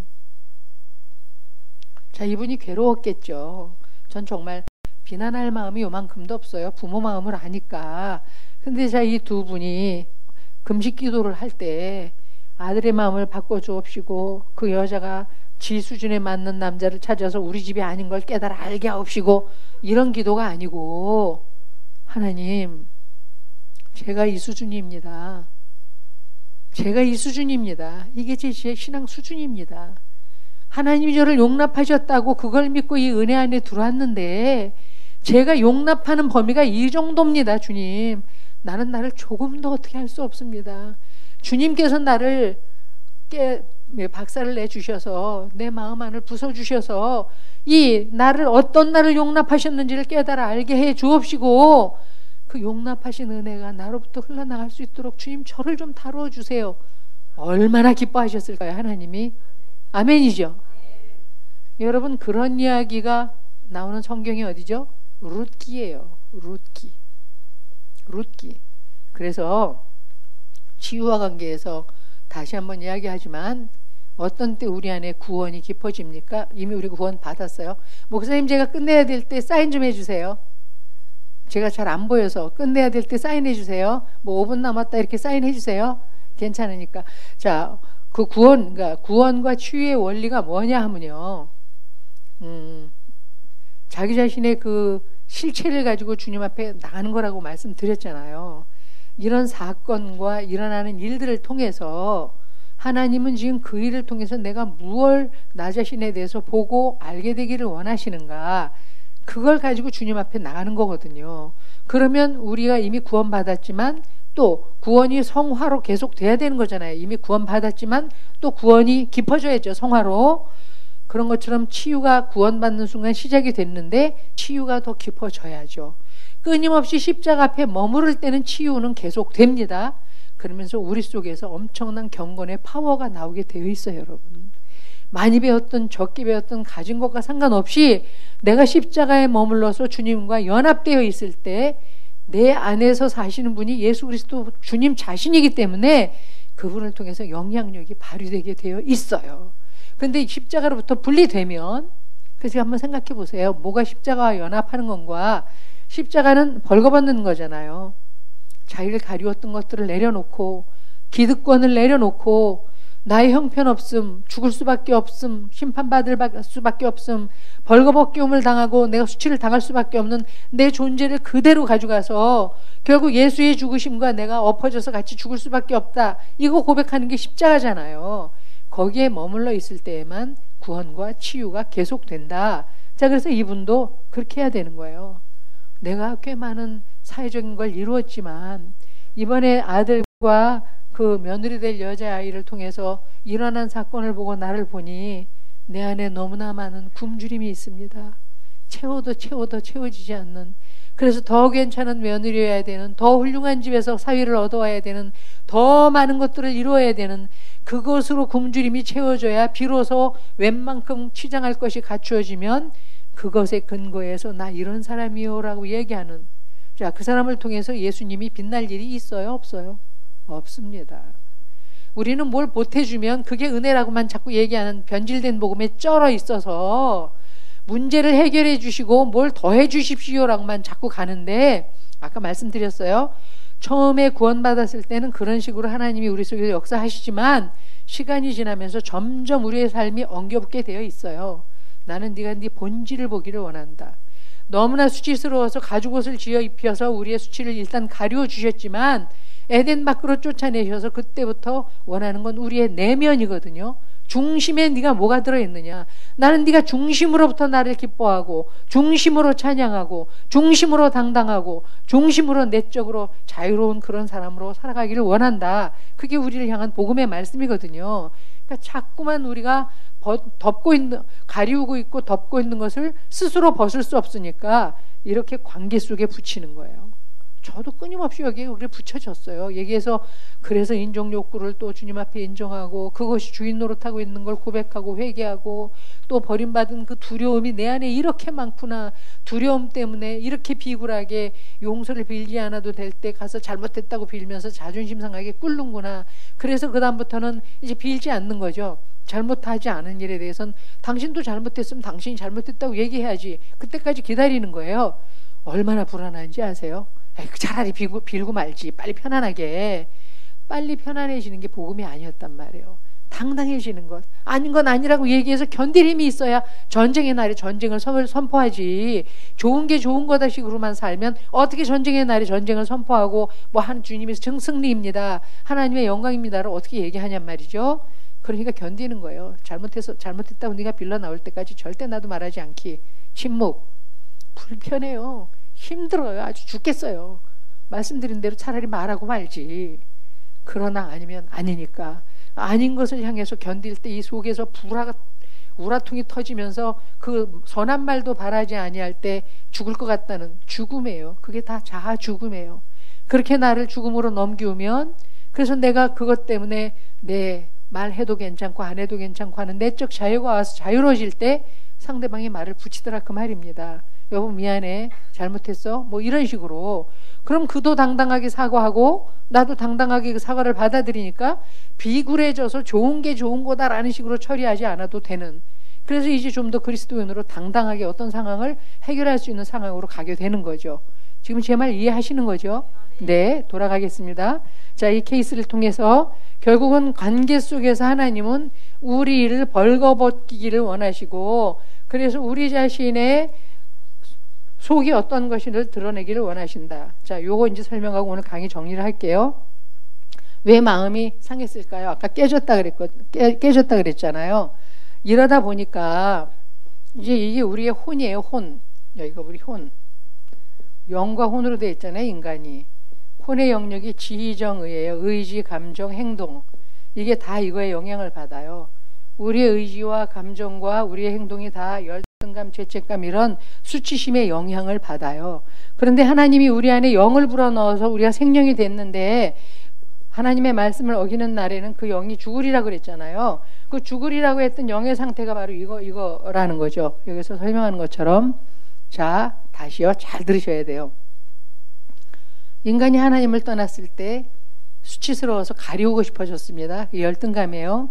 그러면서 죄를 지었기 때문에 숨고 싶어졌어요. 죄의식이에요. 열등감과 죄의식 때문에 진정성 있는 만남을 갖지 못할 때 굶주린다 그랬어요. 끊임없이 그래서 칭찬받고 싶고 인정받고 싶고 잘했다고 얘기 듣고 싶고 괜찮은 사람이란 소리 듣고 싶고 내가 소문내서라도 나 이런 사람이야 라고 얘기하고 싶고 그런 굶주림이 채워야 될 굶주림이 끊임없이 사랑받고 싶은 욕구가 우리 속에 발동돼요. 자, 굶주림을 채우려면 관계 속에 나와야 돼요. 그죠? 만남을 해야 되니까. 자, 만남을 할 때 언제든지 진정성 있는 만남을 하려면 나 자신에 대한 본질적인 자기 노출이 있어야 돼요. 맞죠? 내 자신에 대해서 쓱 덮고 가리우면서 척해가지고는 진정성 있는 만남이 안 된단 말이에요. 그럼 내 못남을 드러내야 되겠죠? 내 부족을 드러내야 되겠죠? 그럴 때 반드시 일어나는 게 상대가 나를 거절하면 어떡하지? 무시하면 어떡하지? 우습게 보면 어떡하지? 그래서 이 버림받음에 대한 두려움이 일어나요. 거절에 대한 두려움. 자, 그러면 어떤 일이 벌어질까요? 도로 도망가 숨고 싶어요. 이해됩니까? 만나서 진정성 있는 만남을 통해서 나를 열고 싶은데 그렇게 열 때 내 진짜 모습 실상이 드러나면 상대방이 나를 안 받아줄 수도 있잖아요. 거절에 대한 불안이 클수록 성장 과정에서 이것을 많이 경험했을수록 자꾸만 그 불안 때문에 그래서 나를 진정성 있게 열어보이지를 못해요. 여러분, 내가 가난하게 컸습니다. 제가 이것이 문제되지 않으니까 이렇게 공식 석상에서 제가 뭐 가난하게 컸습니다 얘기하는 거지, 이거 어떻게 얘기하겠어요. 뭐 10남매 중에 8번째 컸는데 거덜나서 망해가지고 가난해서 내가 우리 아버지 맨날 술 먹고 뒤집어 엎고 뭐 창피해서 누가고 사적으로 앉아서 얘기하기도 창피한 얘기잖아요. 저는 전혀 문제되지 않거든요. So what? 그래서 하나님이 나를 찾으셨다고, 하나님 아버지가 나를 불쌍히 여기셨다고, 하나님이 나를 찾아서 아버지라고 부를 수 있는 권세를 주셨다고. 그래서 저는 이제 그게 상관이 없단 말이죠. 아멘 해주세요. 이게 이제 그걸 극복하는 게 아니라 하나님에 대한 사랑 때문에 그게 더 이상 문제되지 않는 거예요. 그건 과거야. 난 이미 죽었어. 십자가에 이미 건 다 처리되었어. 나는 그리스도 예수 안에서 새로운 피조물인데, 이걸 수도 없이 그런 하나님을 만나니까 자, 그렇게 자기를 드러내서 얘기해야 되는데 쉬운 일이 아니란 말이에요. 나 안 그래도 혼자 되는 게 제일 두려운데, 버림받는 게 두려운데, 내가 그렇다고 얘기했다가 사람들이 나 우습게 알면서 야야야 이렇게 딱 시키면 어떡하지? 그럼 또 도로 숨고 싶어져요. 숨고 있으면 굶주림이 채워지지가 않아요. 굶주림을 채우려면 관계 속에 나와야 해요. 관계 속에 나와야 하면 자기를 드러내야 돼요. 자기를 드러내면 버림받을까 두려워져요. 그러면 또 숨고 싶어져요. 절대로 만날 수 없는 두 마음이 굶주린 마음과 버림받은 마음이에요. 이해되세요? 이 두 가지가 우리 속에서 끊임없이 우리를 찢어놔요. 갈등하게 만들어요. 갈까? 그냥 말어. 이대로 살지. 너무 외롭고 쓸쓸해. 그래서 섞여보자. 갔는데 근데 안 받아주면 어떡하지? 사실대로 말할까? 아니야. 또 뒤로 와. 이렇게 끊임없이 우리 속에 일어나는 이 갈등, 사실대로 얘기했다가 안 받아들여지면 어떻게 하나 하는 이 두려움, 염려, 불안, 이게 우리 속에 있단 말이에요. 긴장하고 그러면 또 감추고, 그런데 그럼 채워지지가 않아. 그래서 만날 수 없는 두 마음, 밖으로 향하게 만드는 굶주림 채우기 위해서, 그러나 그 굶주림을 채우기 위해서 나왔지만 자기를 드러내야 되는 그 두려움과 불안 때문에 도로 도망갈 수밖에 없도록 만드는 버림받은 마음이 우리를 양쪽에서 잡아다녀요. 그래서 우리 마음이 상한 영 깨져버리는 거예요. 아까 상한 게 뭐라 그랬어요? broken heart, 두 쪽 났다 그 말이에요. 이게 마음이면 깨졌어요. 알고 계세요? 인간의 마음이 다 깨져 있다는 사실. 우린 다 깨진 존재예요. 예레미야 2장 13절 한번 보시겠어요? 예레미야 2장 13절 뭐라고 써있는지 한번 보세요. 2장 13절로 기억하는데요. 예레미야 2장 13절 찾으셨으면 한번 큰 목소리 시작. 크게 읽으세요. 시작.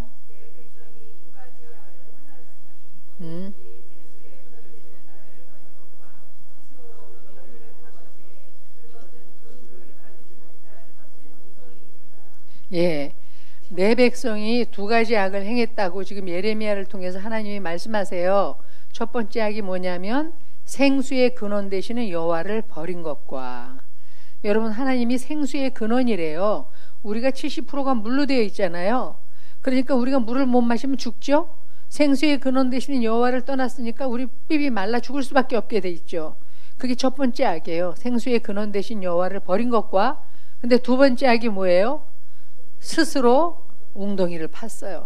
자, 생수의 근원 되시는, 목이 마르면 여호와께 돌아와야 되는데 하나님께 돌아오지 않고 목 마른 걸 해결하기 위해서 스스로 웅덩이를 팠어요. 근데 웅덩이의 특징이 뭔지 아세요?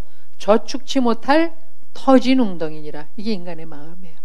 아무것도 저축이 안 돼요. 우리의 마음은 다 깨져 있기 때문에 뭘 부어도 채워지는 듯 하지만 다 새어나가게 되어 있어요, 여러분. 그래서 이제 이게 이제 우리의 또 문제가 되는 거죠. 저는 공부를 참 잘했어요. 공부를 잘한 이유는요, 좋은 머리를 부모가 물려줬기 때문이기도 하지만 고생하는 엄마가 불쌍해서 엄마를 기쁘게 하기 위해서 저는 열심히 공부했어요. 늘 힘들어하는 우리 엄마, 늘 지쳐있는 우리 엄마, 어떻게 하면 엄마를 기쁘게 할까? 그래서 제가 공부를 열심히 잘했거든요. 근데 생각해 보세요. 공부를 잘하면 칭찬받아요. 맨날 일어나서 박수도 받고 저는 거의 1등을 한 번도 놓친 적이 없거든요. 초등학교 때. 그래서 이제 늘 인정과 칭찬을 받았어요.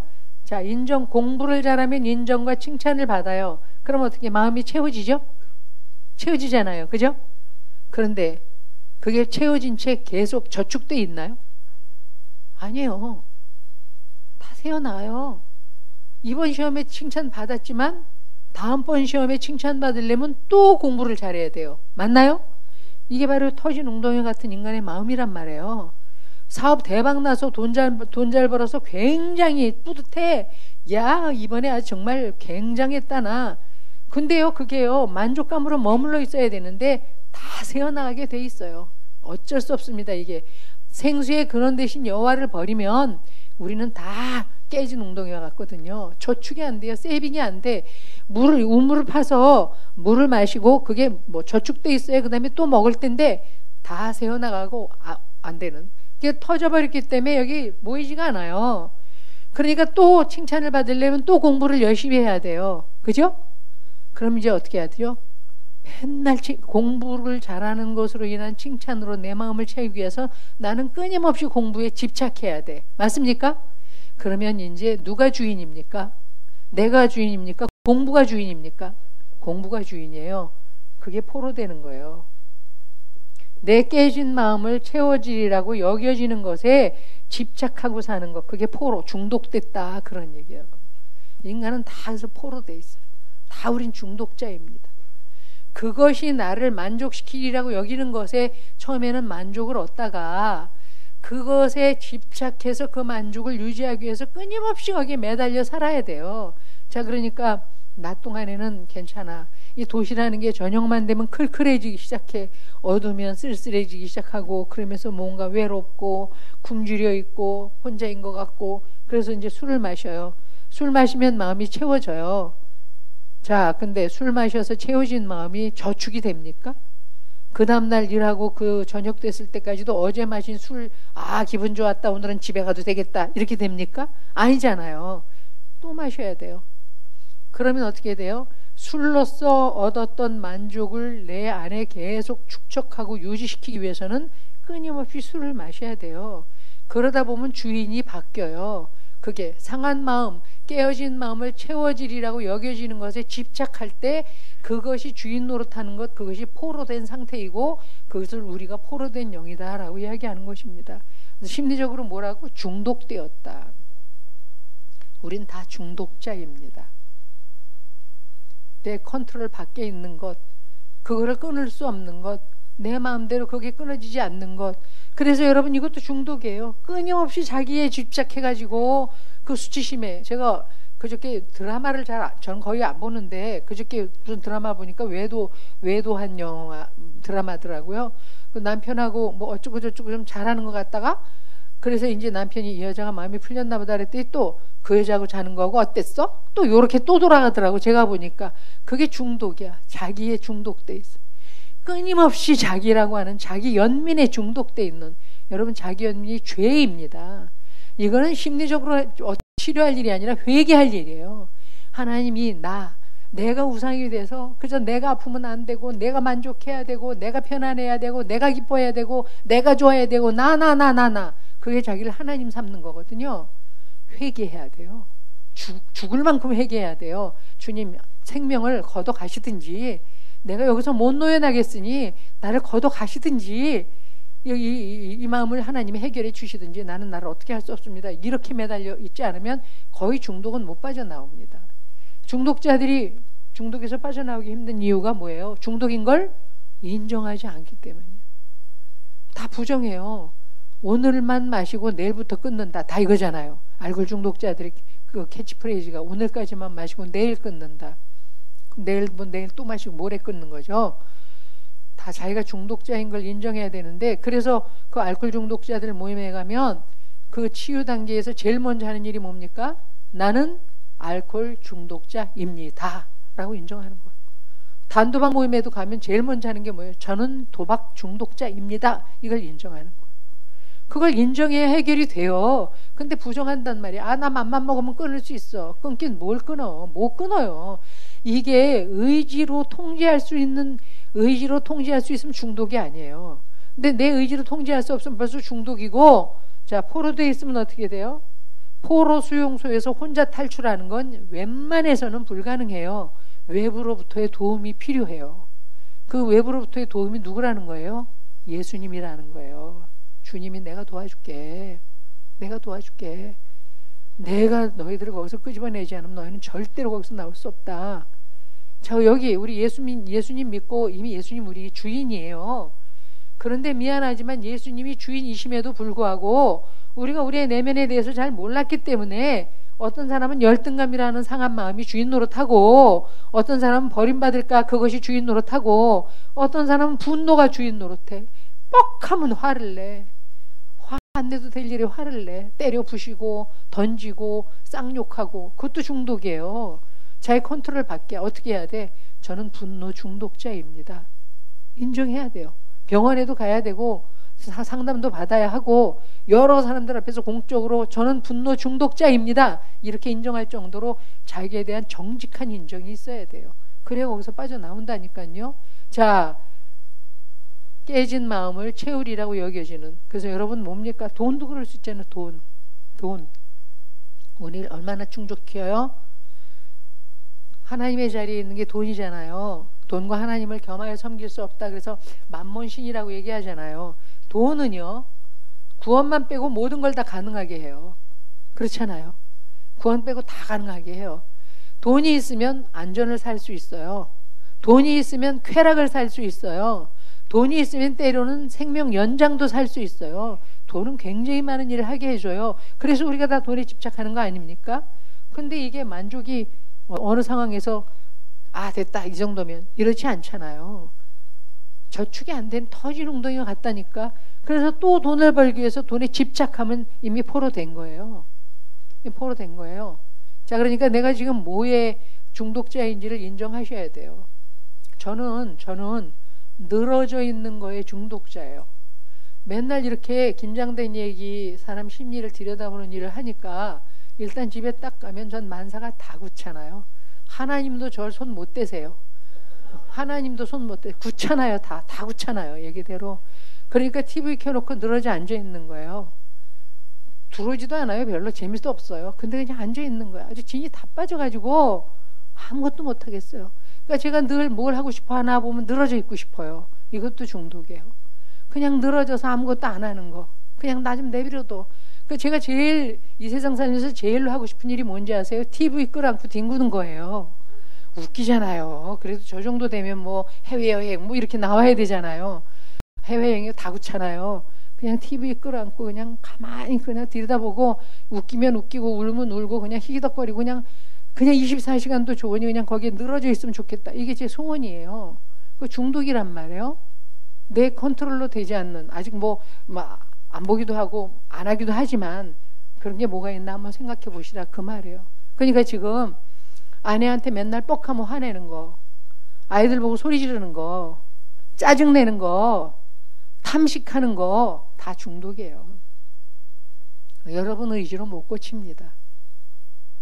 그걸 다시 이야기하지만 이제 이거를 김용태 박사님은 이렇게 말씀하셨어요. 차로 비유하면 우리는 똥차래요. 똥차. 자, 똥차를 이제 주차장 문 옆에 주차장이라고 세워놨다고 칩시다. 이제 금도 다 가고 뭐 다 녹슬고 어쩌고저쩌고. 그런데 어떤 차가 가다가 긁었어. 똥차인 내 차를 긁었어요. 자, 그러면 얼만큼 화가 날까요? 화 안 나죠, 뭐. 그죠? 어차피 똥차 이제 폐기 처분 직전인데, 그러니까 그런데 새 차 세워놨는데 누가 긁었어요. 죽여야죠. 어떤 새끼인지 그거 잡아가지고. 그러니까 나를 건드렸을 때 내 안에서 나오는 반응의 정도가 자기를 어떻게 인식하고 있느냐의 여부라는 거예요. 아까 이제 절 목사님 말씀드렸지만 난 똥차입니다. 주님 저는 꽝입니다. 내 안에서는 나올 게 없습니다. 이렇게 되면 화낼 일이 없다는 거예요. 그런데 화를 낼수록 네가 건드리기 전까지나 새 차였어. 금방 뺀 아주 값비싼 고귀하고 이건 값으로 어떻게 비교할 수도 없는 네가 건드린 순간 내가 망가졌어. 이건 다 네 탓이야. 이런다는 거예요. 뭔 말인지 이해되죠? 고꼬라지를 보게 하시려고 하나님이 스크래치를 내신다 그 말입니다. 우리 인생에 스크래치를 해결하려고 기도하지 말고 스크래치가 이미 나 있는 나 자신에 대해서 알지 못하면서 그것만 땜질해서 새 차인 양 바꾸고 싶은 그 가리우고 숨고 싶은 욕구를 주님 앞에 가지고 가라. 이게 치유의 원리라는 거예요. 왜냐하면 주님이 십자가에서 그렇게 매달리셨기 때문에. 자, 포로된 상태에서 빠져나오면 천만다행이죠. 그래서 하나님은, 예수님은 우리의 포로된 데에서 우리를 끄집어내시는 해방자세요. 희년을 선포하러 오신 분이죠. 자, 이 포로된 상태는 그래도 포로는 포로 수용소 안에 있으면서 약간의 움직일 수 있는 여지가 있는데 거기에서 빠져나가지 못하고 점점 거기에 집착할 때 완전히 갇혀버린다는 거예요. 그래서 아까 얘기했죠. 포로된 자에게 자유를, 갇힌 자에게 노임을 선포하고, 이제 제 얘기 정리 거의 끝나갑니다. 이게 우리의 영적 상태라는 거예요. 그러니까 술을 먹다가 알코올 남용 상태에 있을 때 빠져나와야 되는데, 중독 상태일 때 인정해야 되는데 그 인정 안 하면 어떻게 돼요? 갇혀버려요.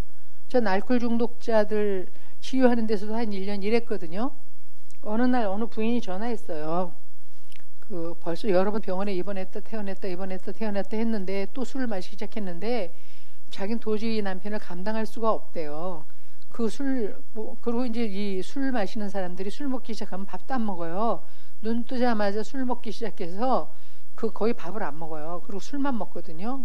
덜덜덜 손 떨면서.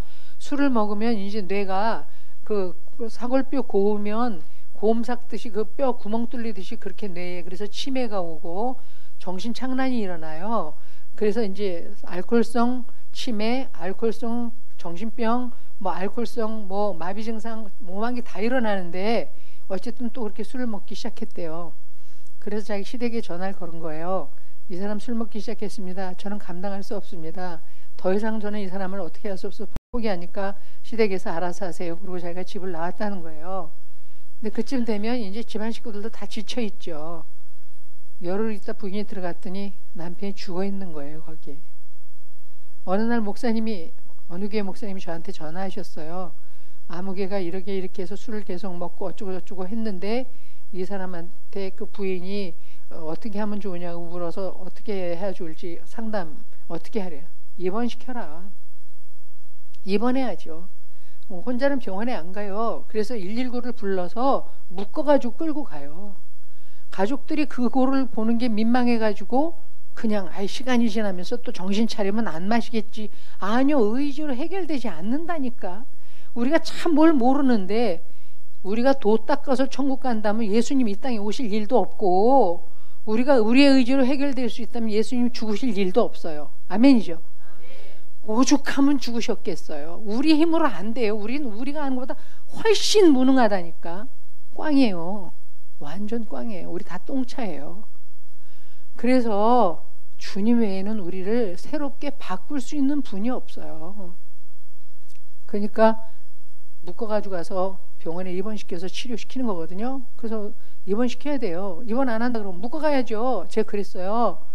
그랬더니 목사님이 그 말씀을 들으시고 그 부인 보고 이건 체면 문제가 아니고 죽느냐 사느냐의 문제니까 빨리 묶어서라도 병원에 입원시켜야 된다 그랬대요. 입원시켰어요. 전화 왔잖아요. 일주일만 늦게 왔으면 당신 남편 죽었다. 이렇게 된 거예요. 여러분, 우리의 영혼이 지금 이런 상황이거든요. 이게 맞는지 모르겠지만 대충 얘기하자면 우리의 마음이 영과 혼으로 되어 있다면 우리가 다 이런 거예요. 만물보다 심히 부패하고 거짓된, 이게 우리 마음이에요. 전 제가 이렇다고 믿습니다. 인정합니다. 제가 나름대로 꽤 잘 사는데, 개포동에 좋은 아파트를 주셔서 제가 꽤 잘 사는데, 그리고 지금은 이제 이사를 나왔지만 고등학교 졸업한 친구를 오래간만에 만났어요. 은평구에 무슨 아파트를 받았다고 놀러 오라 그래서 친구 몇 명을 불러서 고등학교 졸업한 후에 처음 만나서 친구를 만났어요. 막 복층 아파트인데 서라운드로 북한산이 보이면서 굉장히 좋더라고요. 위에서부터 아래까지 커튼만 해도 로마 옛날 왕궁보다 더 근사한 거예요. 그 순간 제가 무너졌잖아요. 너 나보다 공부 못했는데 왜 더 잘 살아? 이런 거요. 너 인물도 나보다 못한데 왜 뭐 어떤 남편 만났길래 너 이렇게 대단하게 사는 거야? 뭐 이런 거예요. 그러면서 제가 야 너무 좋다 축하해 그러면서 속이 자꾸 뒤틀리는 거예요. 그래서 이제 제가 물어봤어요. 야 이거 얼마나 되냐? 얼마쯤 된대요. 아직까지 개포동 우리 아파트값보다 싸더라고요. 휴 다행이다. 제가 한 5분 그랬어요. 5분. 그러면서 제가 또 인정했어요. 하나님 구제불능입니다. 구제불능입니다. 어떤 이유로든지 상대가 나보다 좀 덜해야 축하도 해주는 거지. 나를 능가한다? 입으로는 축하하는데 속으로는 뒤틀려서 미칠 것 같은 나. 제가 그걸 겉으로 드러내면서 시심을 발동시킬까요? 아우 얘 너 나보다 공부도 못했는데 얘 왜 더 잘 사니? 안 이러잖아요. 중심의 문제인 거죠.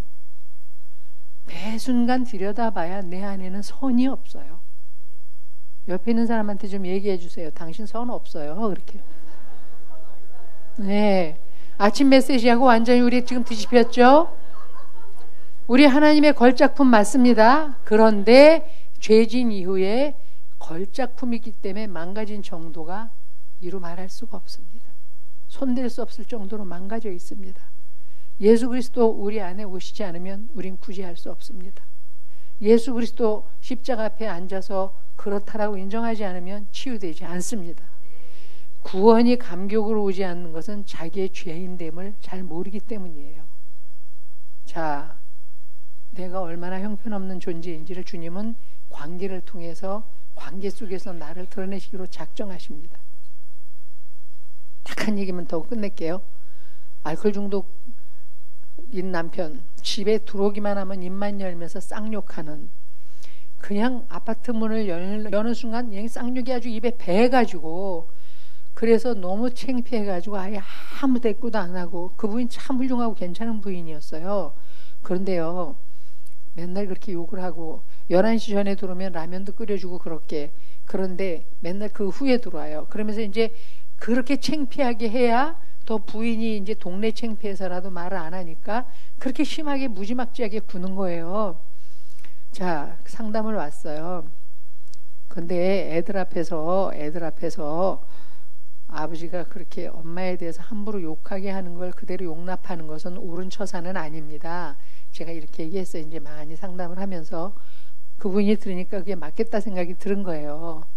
근데 지난번에도 쌍욕 얘기를 했는데 이번에 또 그 얘기를 하게 되네. 그랬더니 이제 이 부인도 애들 앞에서 이제 내가 이렇게 함부로 나한테 쌍욕하는 걸 그냥 두지 않겠다 생각을 먹은 거예요. 그날 저녁에 남편이 또 들어오면서 술 먹고 아파트 문을 걷어차면서 있는 대로 쌍욕을 했어요. 그래서 그 부인이 대꾸했어요. 이렇게, 쌍놈 새끼야, 한 번만 더 애들 앞에서 쌍욕하면 대갈통을 부숴버릴 줄 알아라. 그 부인이 진짜 참을성이 많은 부인이었어요. 너 같은 인간은 나니까 살아준다. 그 부인 정말 리얼 크리스찬 맞고요. 훌륭한 부인 맞아요. 그런데 그럼 그 사건을 통해서 하나님은 뭘 보라고 그 부인을 그렇게 괴롭히는 겁니까? 나중에 상담 끝에 그 부인이 그런 얘기를 했어요. 선생님, 제가 지금 생각하니까 이 인간을 단 한 번도 존중해 준 적이 없습니다. 맨날 욕이나 하고 술이나 처먹고 개걸대기나 하니까 너는 거기에 걸맞는 대접을 받는 게 맞아. 너는 내 욕먹기도 마땅치 않은 대상이니까 나는 욕도 안 하고 차라리 너에 대해서는 일치 함구한다. 그래서 그동안 제가 한마디도 대꾸를 안 하고 살았던 것은 철저한 무시였습니다. 철저한 냉대였습니다. 지금 생각하니까 우리 남편이 얼마나 시렸을까요? 그 부인이 어떻게 그걸 알았을까요? 새벽 기도를 갔어요. 회개해야 된다 그래. 우리가 죽는 거 외에 치유 없습니다. 제가 뭘 어떻게 고치겠습니까? 당신의 아픈 마음은 내가 이해해 줄 수 있지만 쌍욕하는 남편을 내가 막을 수가 있습니까? 이제 그날도 그 부인이 새벽 기도를 가는데 아침부터 새벽에 일어나서 또 남편이 등산 간다고 신발 찾아 놓으란 거예요. 그래서 그 부인이 욕했어요. 새벽 기도 가는데 재수없게 신발 찾아 신고 등산을 가든지 말든지 네가 알아서 하라고 그러고 나갔다는 거예요. 그리고 새벽 기도를 드리는데 마음에 걸리기 시작하는 거예요. 이건 뭐냐. 새벽 기도 하러 나서 아침부터 대바람 남편한테 이렇게 쌍욕하고 나와도 되는 거냐. 그래서 자기는 이제 빨리 회개하고 집에 가서 이제 밥해서 애들 학교 보내고 해야 되니까 하나님 잘못했어요. 아까 새벽 기도하러 나오는데 남편한테 욕한 거 잘못한 겁니다. 용서해 주세요. 그렇게 기도하기 시작하는데 성령이 이분을 다루셨어요. 점점 더 회개 기도가 깊어지더니 거기까지 간 거예요. 지금 생각하니까 제가 우리 남편을 얼마나 욕먹었 마땅한 인간으로 저건 정말 어디 가서 죽어도 목숨값도 아깝지 않은 인간으로, 그래서 너한테 말대꾸도 하지 않는 게 너한테 해줄 수 있는 내가 최선의 선대다. 얼마나 냉대하며 남편을 무시하고 우습게 여겼는지, 어쩌면 그래서 우리 남편이 더 그 난리를 치면서 대문을 때려 부시고 발로 차고 욕을 한 건 아니었을까요? 하나님, 저 나쁜 년입니다. 그렇게 시작했는데 그 울음이 깊은 통곡으로 변하고 그러면서 철저한 회개로 갔었는가 봐요. 한 시간 이상을 누가 휴지를 갖다 줬는데 저희가 크리넥스 한 통을 다 썼더라고 얘기를 했어요. 그러면서 그렇게 죄를 자백하고, 주님, 그 남자보다 내가 더 나쁜 년입니다.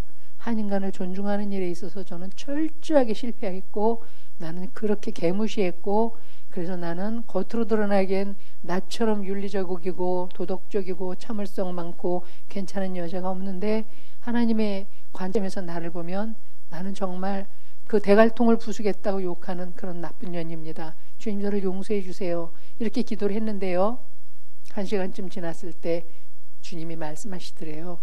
너는 그리스도 예수 안에 있는 새로운 피조물이다. 너는 새 것이다. 그런 순간에 눈물이 그치면서 이미 알고 있었지만, 아멘, 저는 새 것이군요. 제가 예수님 안에서 새 것이군요. 그러면서 기쁨이 찾아오기 시작했대요. 그 여인도 집에 돌아갔는데 남편이 등산을 안 갔더래요. 무릎을 꿇고 용서를 청했어요. 여보, 잘못했습니다. 그동안 철저하게 당신을 무시했습니다. 마음으로부터 당신을 냉대했습니다. 한심스럽게 여겨서 대답할 가치조차도 없는 인간으로 여겼습니다. 그 하나님 앞에 잘못한 것입니다. 용서해 주세요. 그 남편이 놀래가지고, 왜 이래? 내가 잘못했지. 왜 이래? 미안하게. 아니야, 당신이 용서해 주게 난 이 자리에서 못 일어난다고. 그러고 나서 그 남편이 미안하다고, 나도 잘못했다고.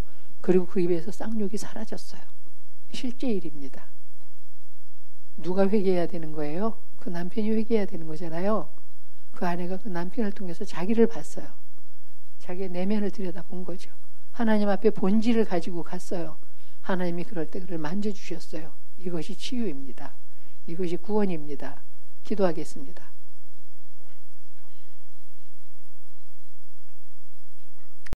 마음에 뭐 좀 와닿는 게 있으십니까? 여러분의 열등감이나 버림받은 아픔이나 분노가 좀 건드려지십니까?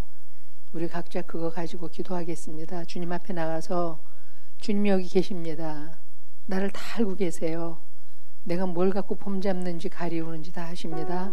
정직함과 진실함을 가지고 주님 앞에 기도할 수 있게 도와달라고 우리 자신을 벌거벗도록 하겠습니다. 소리 내셔도 좋고 작은 소리로 하셔도 좋습니다. 하나님 아버지, 성령이 오셔야 되겠습니다. 성령님 이 자리에 오셔야 되겠습니다. 더 멀리 얘기하겠습니까? 형편없는 우리를 인정하지 못하고 그것은 난 네 탓이요 남의 잘못이라고 생각하고 살았는데, 우리가 얘기하는 모든 것에는 분명한 이유가 있고 나를 두둔하고 합리화시키며 변명시킬 수밖에 없는 정당한 근거가 있는데, 하나님, 그런 것들이 나를 의롭게 하지도 나를 변화시키지도 나를 치유하지도 못한다는 사실을 지금 시간에 인정할 수밖에 없습니다. 도와주옵소서. 형식적인 그리스도인에서 벗어나서 아버지의 말로만 하는 용서에서 벗어나서 진정 뼈를 깎는 아픔으로 우리 자신이 어떤 형편없는 자인가를 깨달아 알므로 주님 그 용서를 받아들일 수 있도록 우리 각자 속에 성령을 주셔서 진실된 토로하는 기도가 이루어지게 도와주시고, 아버지, 그것이 우리의 문제인 것을 인정할 수 있도록 도와주시기를 원합니다. 아버지, 감사합니다.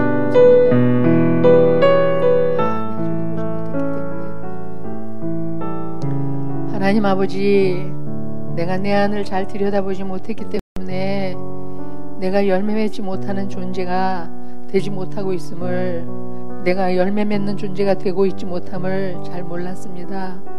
그래도 관계 속에서 때때로 사람들한테 친절하고, 그리고 나름 도덕적으로 열심히 살고 성실감과 책임감을 가지고 살기도 해서 괜찮은 나인 줄로 생각하고 있었는데, 하나님, 내 내면의 본질은 이렇게 너무나 많은 수치심과 해결해야 될 과제들로, 부정적인 상처들로 가득 차 있음을 고백할 수밖에 없습니다.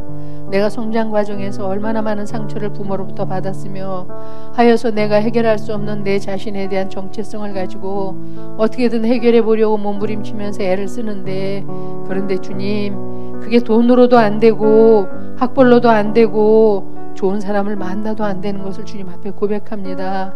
나도 나를 어쩔 수 없는 내가 있어서 내 의지로 나를 변화시킬 수 없사오니 성령님이란 나를 가지고 주님 앞에 옵니다.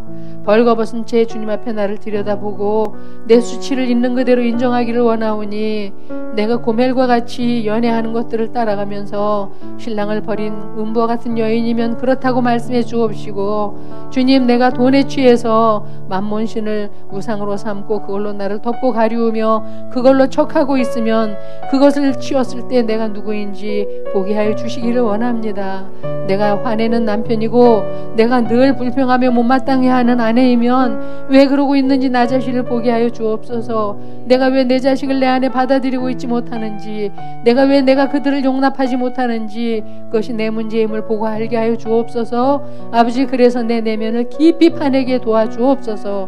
묵은 땅을 기경할 수 있게 도와주시옵소서. 성령이 오셔서 우리를 들여다보게 하시고 하여서 이런 나를 받으시는 그 하나님을 만나는 은혜를 허락해 주옵소서.